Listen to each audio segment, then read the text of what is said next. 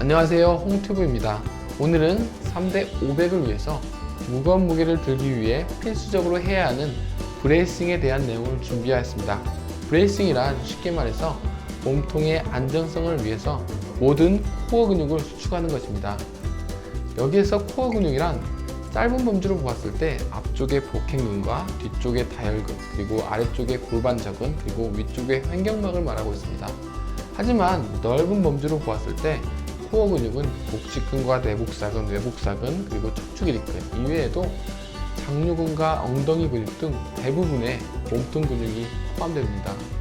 그래서 브레이싱이란 몸통의 모든 코어 근육을 수축해서 단단하지 않는 몸의 중심부를 단단하게 만드는 방법이라고 할 수 있습니다.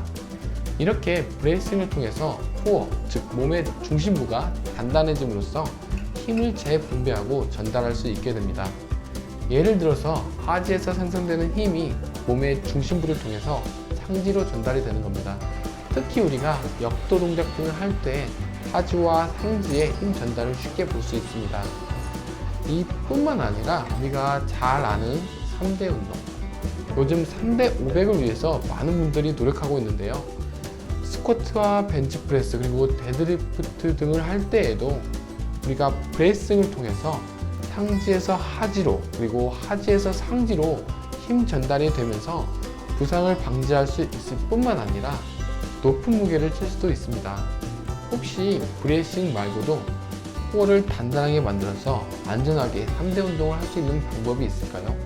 없습니다. 우리는 브레이싱 방법으로만 코어를 단단하게 만들 수 있습니다. 브레이싱이 되지 않았을 때 생기는 자세는 크게 두 가지가 있는데요. 첫 번째는 허리가 과신전되는 자세입니다. 이러한 자세는 주로 허리 하부에 척추 기립근만이 과사용되게 되는 자세입니다. 그리고 두 번째는 할로잉 자세입니다. 보디빌딩 복근이라고도 할 수 있는데요. 할로잉 방법은 배꼽을 척추 쪽으로 잡아당기면서 위로 올리는 방법입니다. 이러한 할로잉 방법은 모든 코어 근육을 수축시키는 브레이싱 방법과 비교해 보았을 때 할로잉 방법은 복행근과 내복사근 같은 심부 근육만을 선택적으로 수축시키는 방법입니다. 따라서 요통과 같은 환자를 치료할 때 재활운동 시에는 브레이싱과 할로잉 모두 요통, 통증 감소에 비슷한 효과가 있습니다. 하지만 무거운 무게를 들어야 하는 3대 운동을 할 때에는 브레이싱 방법만이 단단한 코어를 만들어 다치지 않게 운동을 할 수 있습니다. 그럼 브레이싱을 할 때와 안 할 때의 자세를 비교해 보겠습니다. 푸시업과 데드리프트 그리고 스쿼트를 비교해 볼 텐데요. 푸시업을 할 때 브레이싱을 잘 한다면 몸통이 일자로 되어 있는 것을 볼 수 있습니다. 만약 브레이싱이 잘 되지 않았을 때는 몸통이 바나나처럼 이렇게 꺾여 있는 것을 볼 수 있는데요.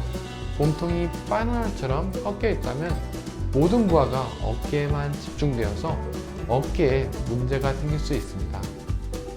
물론 몸통이 바나나처럼 꺾여서 푸시업을 하는 것이 보다 쉽긴 합니다. 하지만 근력을 위해서나 부상 예방을 위해서나 거의 모든 면에서 브레이싱을 한 후에 푸시업을 하는 것이 좋습니다. 다음은 데드리프트 영상을 볼 텐데요. 특히 루마니안 데드리프트를 할 때 브레이싱을 안 하고 척추를 과신전시켜서 기립근으로만 하는 분들을 많이 보았습니다. 허리가 아파서 병원으로 많이 오기도 하는데요. 이유가 무엇일까 곰곰이 생각을 해보고 몇몇 분에게 제가 물어보았는데요. 보디빌딩식 데드리프트는 기립근을 강조해서 기립근을 고립운동시키기 위해서 척추를 과신전시킨다고 합니다. 데드리프트가 척추 기립근 운동이기 때문에 과신전시켜서 기립근을 고립시켜 기립근을 자극시켜야 한다고 몇몇 영상에서 보기는 했습니다. 하지만 사실 데드리프트는 척추 기립근이 주된 운동이 아니라 엉덩이와 햄스트링이 주된 근육입니다. 다음에 제가 정확하게 과학적이고 상식적인 방법으로 왜 데드리프트의 주된 근육이 척추 기립근이 아니라 엉덩이 근육과 햄스트링 근육이 주된 근육이 되는지 이해하기 아주 쉽게 설명해 드리겠습니다. 그럼 다시 돌아와서 브레이싱을 할 때의 데드리프트와 안 할 때의 데드리프트를 비교해 보겠습니다. 데드리프트 시에 브레이싱을 안 할 때는 보는 것처럼 허리의 과신전과 척추 기립근이 우세하게 사용되어 있습니다. 이렇게 허리가 과순전되고 척추 기립근이 우세하게 되면 허리가 뻐근할 수 있습니다. 저도 데드리프트를 하고 나서 허리가 많이 뻐근한데요. 스쿼트도 마찬가지입니다. 스쿼트나 데드리프트 시에 브레이싱이 안 될 때 나타나는 가장 큰 특징은 처음 움직임을 시작할 때 골반이 전방경사되면서 척추 기립근이 먼저 수축하는 것입니다. 이로 인해서 부하가 집중되면서 허리 통증 혹은 무릎 통증이 생길 수 있습니다.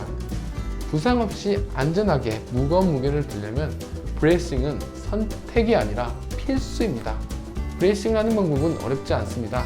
가장 중요한 근육은 횡격막 근육인데 횡격막을 아래로 내리기 위해서 호흡을 짧게 내뱉으면서 동시에 엉덩이와 복근에 힘을 주면 됩니다. 따라서 한번 해보겠습니다. 이런 식으로 복부의 압력을 상승시키면서 몸통의 중심부를 아주 단단하게 만들 수 있습니다. 브레이싱을 연습하는 또 다른 방법이 있는데요. 덤벨이나 캐틀벨 등을 이용할 수 있습니다.